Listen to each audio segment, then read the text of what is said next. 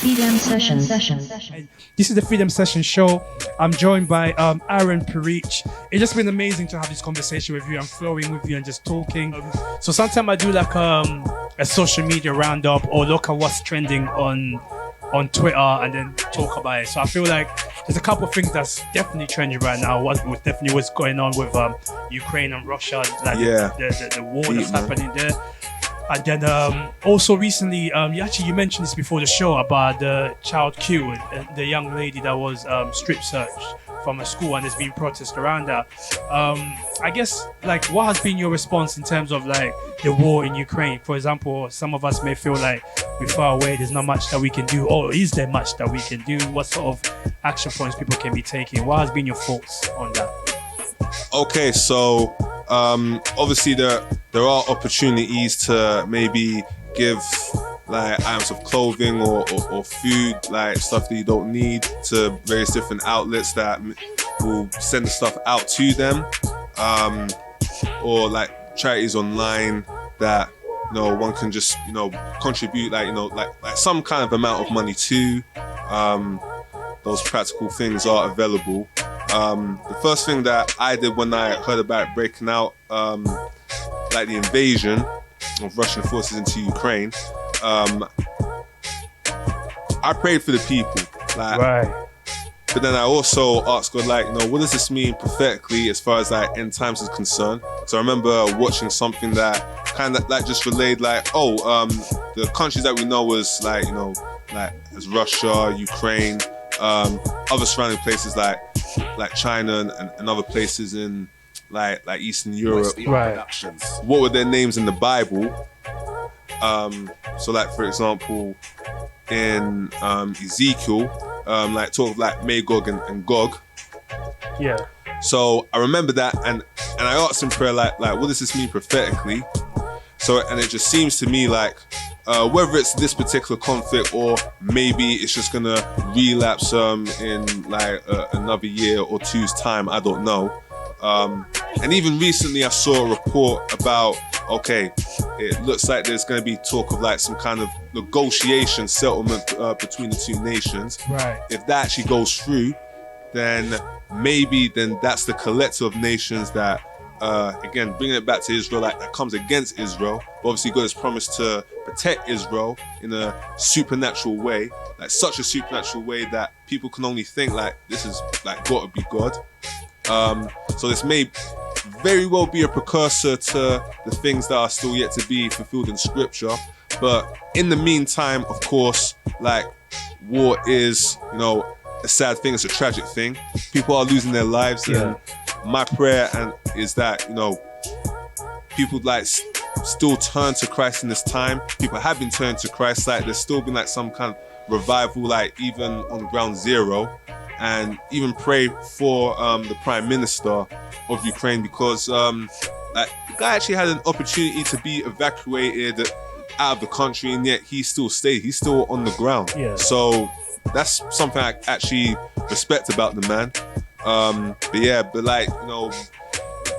In the time being, just gotta pray for these people, because people are feeling their homes what they know. Like it's not like they're voluntarily leaving the country, like they're going for their own safety. Yeah. I'll say that even for the Russian soldiers, because I mean, as a soldier, like you're following orders, you may not even understand why you're going in there. Like you're just being told like, oh, this is what's going on, go out there.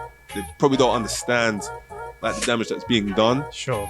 And even, even pray for Putin, because if you don't know Christ, you're making a certain decision and you have a level of power, then of course, because he's holding on to the old Soviet Union. Yeah. I mean, it's just deep. So if nothing else practically can be done, like believers, children of God, like pray for the nations. And child Q, as you mentioned, which all I know is that this is a young black child. Can't remember if it. Pretty sure, it's a young girl. Please forgive me if I'm wrong, but even if like a young person was guilty of like having something on them, like a drug or a weapon, I mean, like, they're still a child. Like, you know, approach them like a child. Like, don't embarrass them, humiliate them like that. Sure. I mean, that's why so many people, like, even within our community, the black community, especially like when you're within a certain age demographic, still has like issues with the very existence of police. Right. Even though we know people that look like us are police officers themselves. That's true, man. Definitely. I mean, there's a lot of good things you're saying in terms of prayer points for Ukraine, and some of the action points like you mentioned again. Definitely, if you have the opportunity to send some clothes over, I know some churches are collecting torches, sanitizing things. So definitely connect with a local church and see what their heart or mission is right now with Ukraine and other places in the world that are going through conflict. I definitely think those are good action points for those people listening in. And like you said, definitely that's something that we can identify with as black people in the UK in terms of like just interaction with police from young age and how they have interacted with us as peoples. And we can kind of understand the stereotype that's around it, but there still needs to be some precaution that needs to be put in place in terms of how they approach these situations, you know what I'm saying? Because I don't think strip searching a young girl, and plus, what's the safeguarding around that like as well? Exactly. Was it conducted by a female officer, you know? So all these things has to be very much like, you know, considered when it comes to things like that, because my interaction with the police as a young black man was always confrontational. Am I gonna be searched? Even if I don't have anything on me, I'm not gonna be searched. I'm literally walking from my house, going to my sister's house down the road, and instead of taking me 5 minutes to walk length, it's gonna take me 30 minutes because I'm being searched because apparently I have something on me. It's a waste of my time, you're not believed, etc., etc. So I feel like it just kind of encourages us to also raise awareness, be educated about these things, knowing how to stand up in this thing. So shout out to all the young people that have protested in their school. I really, really think that's a powerful thing, because sometimes the image of young people is like as if they're all just on social media sleeping and not really caring or not watching out for each other. But to see them come together like that was a beautiful thing to see, man. Yeah, I think you'll be amazed how many like young people, like teenagers, are very in the know about things that are going on, and you know, using their own voice in their own way to speak out against certain things, especially this situation.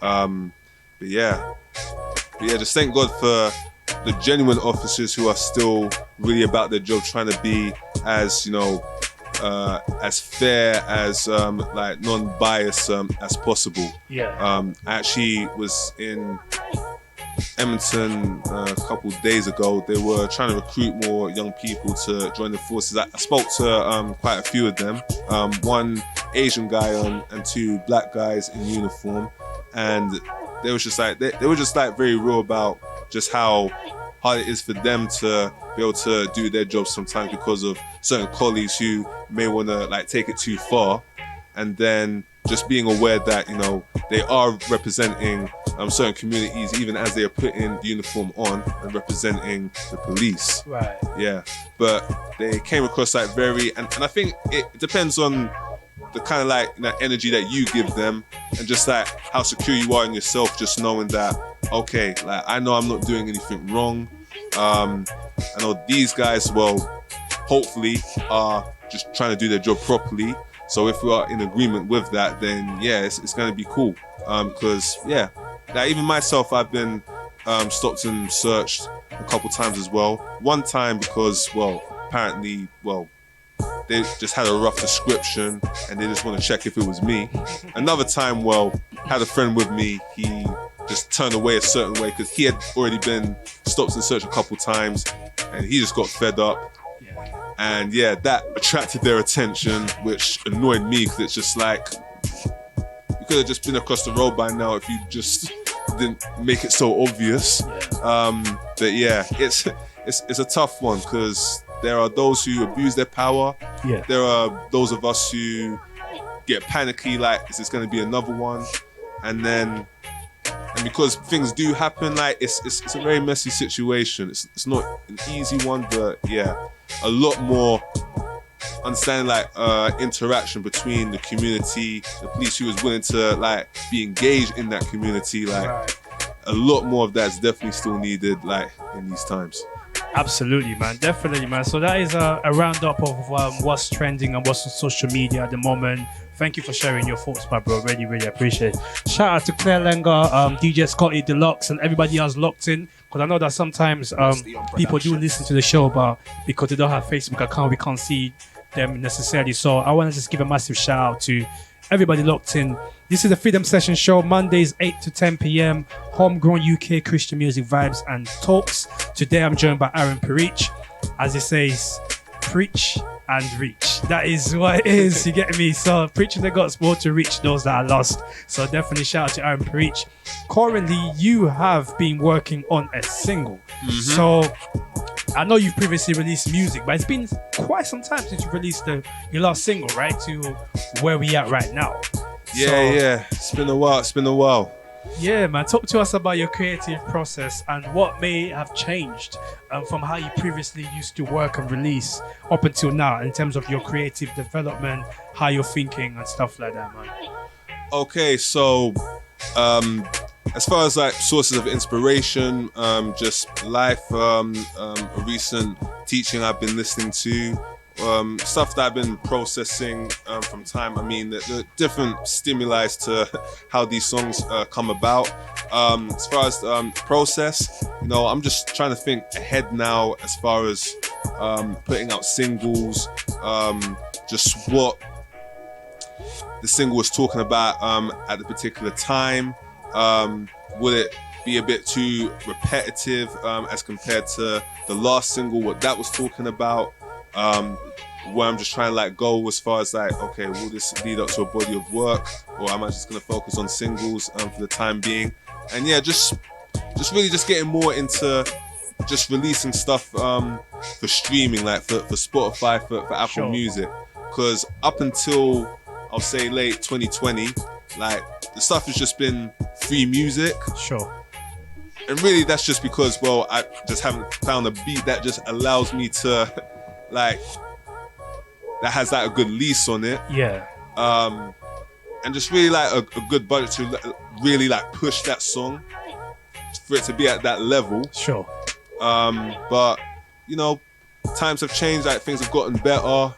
Just yeah, by the grace of God, just knowing like how we're gonna like approach it. Like this is the rough plan, this is the outline. So yeah, I'm just thinking, all right, this is the song, this is what it's talking about, this is how much time I'm gonna spend on it, and then this is how we're gonna transition onto the next step. Yeah, definitely. And speaking of the song, it's called Follow the Script. That's the name of the song that you've got. So what is the inspiration behind this song, the title itself? What does it mean to follow the script? Well, to follow the script is to follow the scriptures. Oh, okay. You get what I'm saying? And to follow the scriptures is to follow Christ, because you know, he is the embodiment, like, you know, the full sum of Old and New Testament. You get what I'm saying? So how that song came about, there's a portion of it that came from an older song, but then just that whole imagery of God being the director, the scriptures being his script, and like us playing a part in his story, in history. You know, it just intrigued me. So I just remember one time, I don't know if I was going to work or coming from work, but I just got that buzz to write more about it. Like turn it into a full song with like verses and a hook. And I guess just me loving like watching movies and things like that, and again, like, you know, being a film buff and being into film myself as a creative, it was just like another interesting way of just showing people, explaining to people why, you know, sticking to the Bible is so important within context, and with understanding and revelation, but just knowing the importance of like the scripture, like how we should hold it dear. to ourselves. Cool, man. So, you know, when you face like challenges in terms of releasing, yeah, because we were expecting the song to come out. Yeah. Yes. It was kind of my fault. Okay. Why it got delayed. Okay. Yeah. Yeah. You want to touch on that? Like, how does that work? Because sometimes some people, a regular person might just expect the music to happen, and they're thinking, "What are you talking about? What stopped you from releasing? What could that be?" Okay. Well, first and foremost, it happens to a lot of artists. Someone that I know personally, like 1 or 2 times. Actually, no. Her and another artist who I never met, like they've had experiences of having to delay. But for me, it was just missing a payment on the distribution. Oh, okay. Yeah. Distribution? What's that? So I'm not sure how many people know this, but people don't just like have a Spotify account and they upload the song directly to Spotify. You gotta go through a distributor website. So for example, there's things like Beat Chain. I'm forgetting all the other ones. Beat Chain is the one that I use anyway. TuneCore, CD Baby, Yes. yeah. So you upload like through those sites, and then they actually upload onto the Spotify's, the Amazons for you, for example. That makes sense. But obviously there are like different distribution packages, whether it's basic, premium, and yeah, I was like 2 days behind like on the next one. Okay. Because let's just say, you know, I like budget and like stack up, store away my money in a certain way. Let's just leave it at that. Yeah. And because of that, yeah, like it just didn't occur to me that the next day of payment was coming up. So because of that, yeah, it just really hindered the progress of like the song actually coming out on time. So yeah, just that 2 day being missed has now caused like, you know, just a little bit more time of the song coming out. But I promise you guys, it's gonna be worth it. Like you're really gonna love the concept. Definitely. Shout out to everybody locked in because they're actually in for a treat. You know, they're about to actually get the exclusive listen to the track live right about now. We have about 10 minutes to go, and then we have the sounds of Clout himself, Spooky Bizzo on Deja Vu FM. With his Grime show, is always smashing, so definitely want to stick around for that. Shout out to John B, DJ Scotty, Death Trap, Claire Lengar, Deluxe, and everybody else locked in worldwide. So much to learn, so much nuggets, and yeah, just very much blessed.